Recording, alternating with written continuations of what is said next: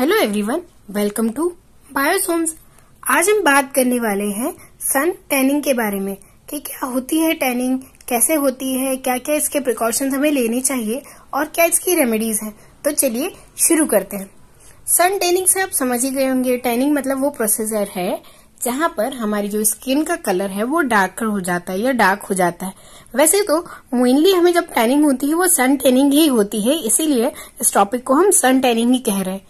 जब हमारी स्किन या हमारी बॉडी यूवी लाइट के एक्सपोजर में आती है या डायरेक्ट सनलाइट के एक्सपोजर में आती है लंबे समय के लिए, तो उस एरिया पर जहां जहां पर सनलाइट हमारी बॉडी पर पड़ी है, मतलब उसका इफेक्ट हुआ है, वहां की स्किन का कलर डार्कर हो जाता है। ये बात तो आप सभी ने नोटिस की होगी कि गर्मी के दिनों में जब हम बाहर निकलते हैं या इवन ठंड के टाइम में भी जब भी हम ज्यादा सन बाथ लेते हैं या सन के एक्सपोजर में ज्यादा आते हैं तो हमारी स्किन में टैनिंग हो जाती है और अंडम पता नहीं चलता है, पर कुछ टाइम बाद वो दिखाई देने लगती है। गर्मी के समय में जैसे लोग स्विमिंग पूल्स में जाते हैं तब भी उन्हें सन टैनिंग हो जाती है, क्योंकि वहां पर लाइट का एक्सपोजर उन्हें डायरेक्ट मिलता है, जिसकी वजह से टैनिंग हो जाती है। कुछ लोगों को केमिकल प्रोडक्ट की वजह से मतलब टैनिंग हो जाती है। मतलब ऐसे कुछ प्रोडक्ट होते हैं जो स्किन को डार्कर कर देते हैं, तो वो टैनिंग सनलेस टैनिंग कहलाती है। पर ऑल्दो टैनिंग मतलब जब आपकी स्किन का नेचुरल कलर से कलर डार्क हो जाए। अब ये प्रोसीजर होता कैसे है? ये होता है मेलेनिन पिगमेंट की वजह से। जब हमारी बॉडी सनलाइट के कांटेक्ट में आती है तो हमारी बॉडी में मेलेनिन नामक एक पिगमेंट होता है जो कि हमारी स्किन की मतलब जो हमारा बॉडी है उसकी सरफेस पर पूरी तरह से फैल जाता है, स्प्रेड हो जाता है। यानी कि वो हमें यूवी लाइट से बचाने के लिए हमारी स्किन के ऊपर फैल जाता है, जिसकी वजह से जब हमारी स्किन या हमारी बॉडी यूवी के एक्सपोजर में आती है तो मेलेनिन का सिक्रेशन होता है और ये मेलेनिन हमारी स्किन को डार्क कर देता है। और ये मेलेनिन हमें यूवी लाइट के हार्मफुल एक्सपोजर से बचाता है, इवन सनबर्न से भी बचाता है, क्योंकि बहुत सारे लोगों की स्किन बहुत ज्यादा सेंसिटिव होती है। ज्यादा टाइम सनलाइट के एक्सपोजर में रहे तो उन्हें सनबर्न हो जाता है, मतलब छाले भी हो जाता है, जलन करता है, रेडिश हो जाता है। तो सनबर्न से बचाने के लिए इवन यदि आप यूवी लाइट के ज्यादा एक्सपोजर में रहते हैं तो आपको म्यूटेशन हो सकता है, साथ ही स्किन कैंसर होने के चांस भी होते हैं और कई सारी एलर्जिक रिएक्शंस भी होती है, जल्दी से एजिंग हो जाती है, आपके इम्यून सिस्टम पर भी इफेक्ट करता है यूवी लाइट। तो उस यूवी लाइट के हार्मफुल इफेक्ट को बचाने के लिए मेलेनिन पिगमेंट सिक्रीट होता है। ऐसे कहा जाए तो ये हमारा डिफेंस मैकेनिज्म होता है ताकि हमारे स्किन को ये बचा सके। और मेलेनिन की सिक्रीट होने की वजह से ही हमारी बॉडी का स्किन का जो कलर है वो भी डिसाइड होता है। यानी कि जिनकी स्किन का कलर बहुत ज्यादा फेयर होता है तो उनमें मेलेनिन का अमाउंट उतना कम होता है, यानी मेलेनिन पिगमेंट हमारे स्किन को डार्कर बनाता है। और जिनमें जितना ज्यादा होगा मेलेनिन उतना ज्यादा उनके स्किन का जो टोन है यानी कि कलर है वो डार्कर होता है। बट जब सन टैनिंग होती है ना तो हमारी जो स्किन है उसके कलर से और डार्कर कलर टैनिंग के फॉर्म में हमें दिखाई देता है। टैनिंग उन एरियाज में होती है जहां बहुत ज्यादा गर्मी और धूप होती है, मतलब सनलाइट का ज्यादा इफेक्ट जहां होता है वहां पर। जैसे यदि हम एमपी की बात करें तो एमपी का जो निमाड़ वाला क्षेत्र है वहां पर बहुत ज्यादा गर्मी होती है, तो वहां पे सबसे ज्यादा सन टैनिंग होती है। इवन बहुत सारे इंडिया के ऐसे स्टेट है जहां बहुत ज्यादा गर्मी होती है तो वहां पर टैनिंग की प्रोसीजर बहुत ज्यादा होती है।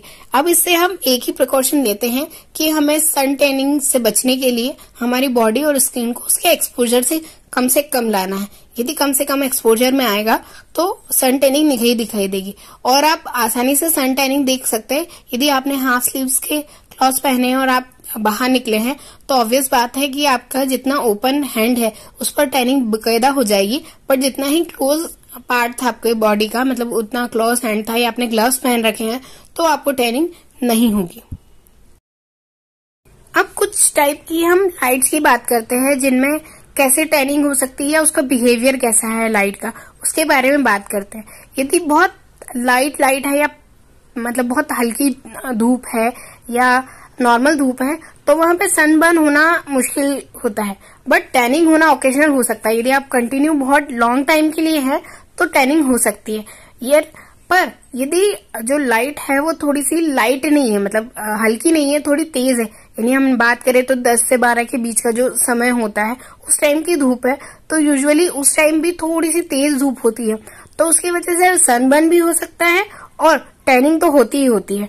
पर जो इंटरमीडिएट वाला लाइटिंग टाइम होता है, यानी 12 से 3 के बीच का जो समय होता है, उसमें सनबर्न भी बहुत जल्दी ही होता है और सन टैनिंग तो होती ही होती है। यदि हम शाम के टाइम की बात करें, कहते हैं कि ठंडी थोड़ी सी धूप होती है या सूर्यास्त होने वाला है, तो उसमें भी सनबर्न होना तो रेयर है, पर टैनिंग हो सकती है, मतलब पॉसिबिलिटी है कि टैनिंग हो सकती है। डार्क मोड की बात करें, यानी कि हम सूर्यास्त के बाद की बात करें, तो सनबर्निंग नहीं होती और डार्कनेस तो बहुत कम है, मतलब रेयर है कि डार्कनेस होगी, क्योंकि यदि थोड़ी सी भी धूप रही तो डार्कनेस हो सकती है। और नाइट के टाइम में तो कोई भी सनबर्न या टैनिंग का चांस नहीं होते हैं। अब जो टैनिंग होती है, या हम कहें कि सनलाइट का जो इफेक्ट होता है, यदि एक्सपोजर में आते हैं, तो केवल टैनिंग नहीं होती, बहुत सारी एलर्जिक रिएक्शन भी होती है। बहुत सारे लोगों को इतनी ज्यादा एलर्जी होती है टैनिंग या सनबर्न की वजह से कि उनकी स्किन जो होती है वो रप्चर हो जाती है, यानी पूरी तरह से पिल जैसे छिलका निकलता है किसी का, उस तरह से उनकी स्किन निकलने लगती है।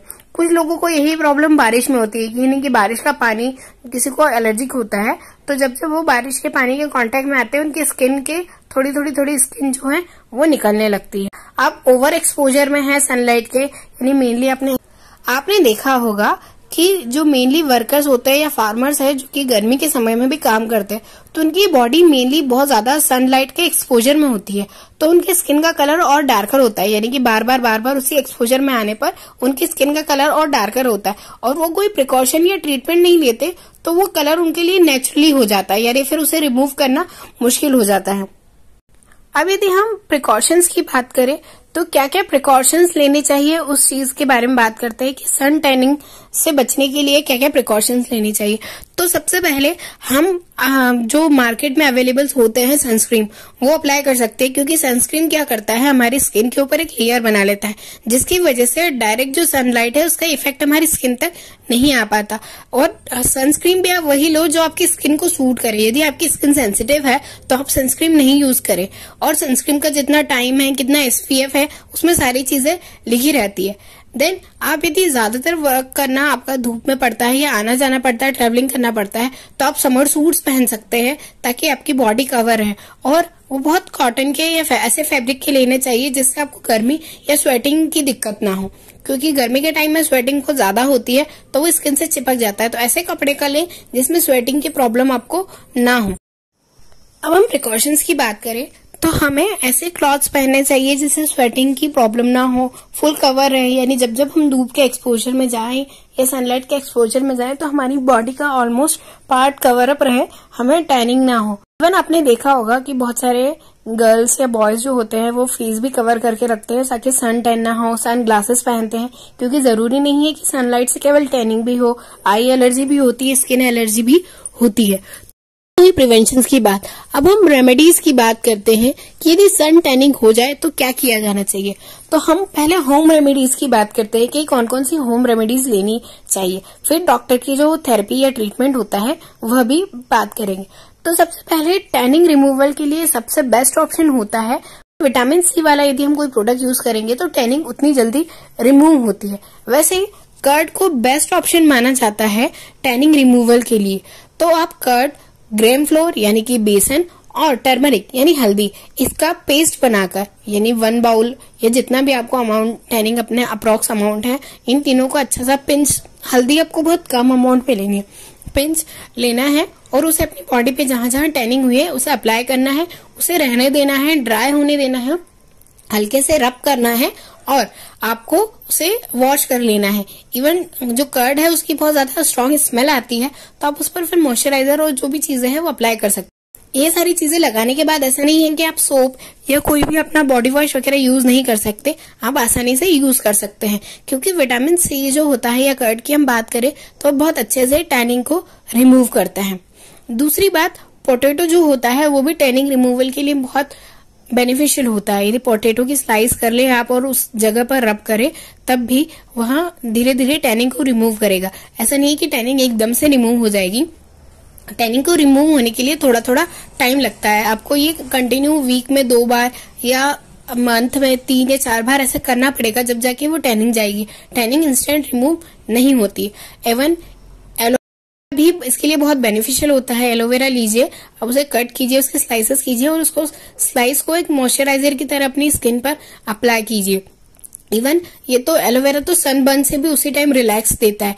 आप ये भी कर सकते हैं कि एलोवेरा को एक्सट्रैक्ट कर ले, उसको जूस में कन्वर्ट कर ले और उसे आइस की तरह जमा दे और आइस की तरह उसे जमा कर रख दे। और जब आपको ऐसा लगे कि आप धूप से आए, गर्मी से आए या बाहर से आए हैं, तो आप उसे बॉडी पर, स्किन पर रब कर सकते हैं। इवन वो बहुत ठंडक भी देगा और साथ में आपकी स्किन को बहुत जल्दी रिकवर भी करेगा। दूसरी चीज होती है टोमेटो जूस या टोमेटो पेस्ट। टोमेटो बहुत जल्दी बेनिफिशियल होता है टैनिंग रिमूवल के लिए। यदि आप टोमेटो में थोड़ा सा बेकिंग सोडा और सॉल्ट मिलाकर यदि स्किन पर रब करेंगे, पर इसे बहुत लाइटली रब करना है क्योंकि बेकिंग सोडा बहुत जल्दी स्किन को रप्चर कर सकता है, तो बहुत लाइटली इसे रब करना है और आपको अपनी स्किन पर पूरी तरह से अप्लाई करना है और फिर धीरे धीरे वॉश कर लेना है। यदि ये प्रोसीजर आप 2 से 3 बार करेंगे तब भी आपकी स्किन बहुत जल्दी टैनिंग से रिकवर हो जाएगी। अब बात होती है क्रीम की, या जो हमारी मलाई होती है वो भी टैनिंग रिमूवल के लिए बहुत बेनिफिशियल है। आप मलाई को अच्छे से फेंट लें, क्रीम को, उसमें थोड़ा सा टर्मरिक डालें और उसे बॉडी के उन पार्ट्स पर अप्लाई करें जहां सन टैनिंग हुई है। ये बहुत जल्दी सन टैनिंग को रिमूव कर ले।